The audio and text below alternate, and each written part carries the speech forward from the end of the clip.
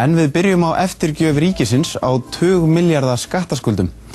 Í síðustu viku samþykkti Alþingi að tillögu fjármálaráðherra að fella niður skattlagningu af sölu hlutabréfa frá árinu 2006. Talið er að þessar skattgreiðslur hefðu getað skilað ríkissjóði á milli 60 og 80 milljörðum króna, sem meira en söluvirði Landssímans á sínum tíma.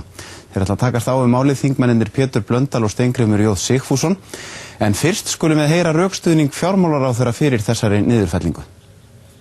Það var þannig áður en þessi lög voru samþykkt að það mátti fresta skattlagningu á söluhagnaði, en sú skattskuldbinding sem þá fólst í frestuninni og var mjög ólíklegt að nokkuð tíman yrði efnd, eða það var raunverulega mjög ólíklegt að það yrði nokkuð tíman borgaður skattur, var hins vegar færður í efnahagsreikningin.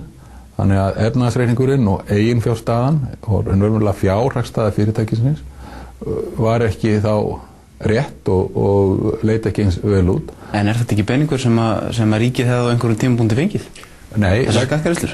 Nei, vegna þess að skattfrestun var að ræða sem að gat gengið út í það óendanlega. Er það gefið? Það er nokkuð veginn gefið. Það er afskaplega litla líkur á því að af þessum söluhagnaði hefði verið greiddur skattur.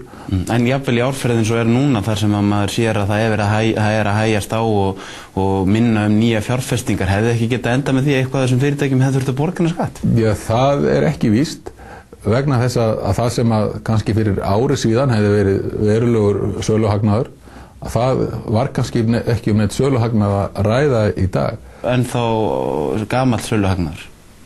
Þarf þetta ekki að borga skatt á honum einhvern veginn? Það var þá búið að fresta honum og vegna annarra fjárfestinga. Er þetta þó tilgangslaus reglugerð? Nei, hann er alls ekki tilgangslaus.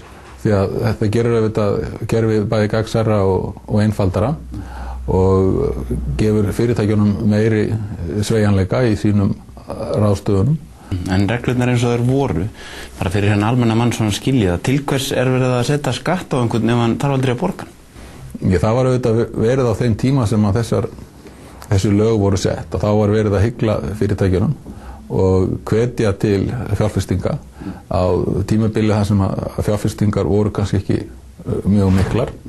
En þú ert nánast að segja að þessi skattur eins og hann var hafi ekki verið neitt skattur af því að það sé gefið mála að það verið þetta frestunum út í þau vondilega. Já, það voru alveg hverfandi skattekjur af þessum skattstofni. Er það þá bara formsatriði að afnema eins og þeir eru að gera núna? Nei, það er auðvitað ekki formsatriði, það þarf alltaf að breyta lögunum, en það hefur engin teljandi áhrif á tekjur ríkissjóðs. Eigum við ekki að gera ráð fyrir því að einhvern veginn hefði komið að skuldadögum? Nei, við höfum ekki gert ráð fyrir hér að við höfum fengið tekjur af þessum frestaða söluhagnaði.